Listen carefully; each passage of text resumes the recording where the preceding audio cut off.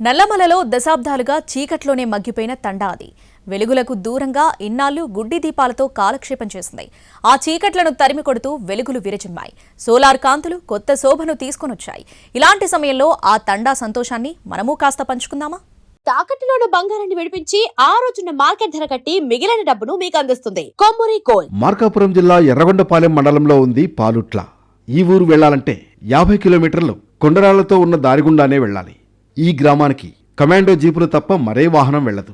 గతంలో ఈ గిరిజన గ్రామానికి వెళ్లాలంటే మావోయిస్టు భయం కూడా ఉండేది. అందుకే రోడ్డు వేయడానికి కూడా ఎవరూ ముందుకు రాలేదు. ఇంతవరకు విద్యుత్ సౌకర్యం కూడా లేదు. ప్రస్తుతం మావోయిస్టులు నల్లమలను విడిచి వెళ్లిపోవడంతో ఇప్పుడిప్పుడే ఈ గ్రామం గురించి బాహ్య ప్రపంచం తెలుసుకుంటోంది. అధికారులు కూడా పర్యటించి మౌలిక సౌకర్యాలు కల్పించే ప్రయత్నాలు కొనసాగిస్తున్నారు. దశాబ్దాల తరబడి పాలుట్ల వాసులు కనీసం విద్యుత్కు కూడా నోచుకోలేదు. అయితే ఈ గిరిజన తండాలో వెలుగులు నింపాలనే లక్ష్యంతో ఓ ఉపాధ్యాయుడు సమస్యను ప్రభుత్వం దృష్టికి తీసుకువెళ్లారు. దీనిపై స్పందించిన సర్కార్ 3 కోట్ల రూపాయల వ్యయంతో అప్గ్రేడ్ సోలార్ హోమ్ లైటింగ్ సిస్టమ్ను ఏర్పాటు చేసింది. మంత్రి గొట్టిపాటి చేతుల మీదుగా ప్రారంభోత్సవం కూడా జరిగింది.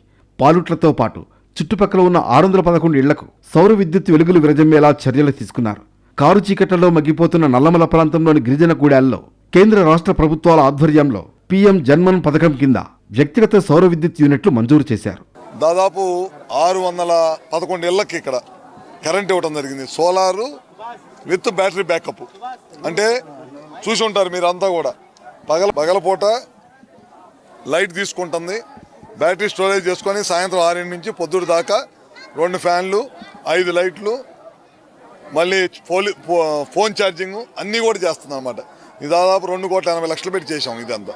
ప్రతి ఇంటికి ఒక ఫ్యాన్, 5 LED లైట్లు, మొబైల్ ఫోన్ ఛార్జింగ్ సాకెట్ తండావాసులకు అందజేశారు. ప్రభుత్వం 3 కోట్లు మంజూరు చేయడం సోలార్ వెలుగుల సంగతి సరే. దీన్ని ప్రారంభించేందుకు వచ్చిన మంత్రి టీం ఇక్కడకు చేరుకునేందుకు దాదాపు 3 గంటల పాటు సాహసోపేతమైన ప్రయాణమే చేయాల్సి వచ్చింది.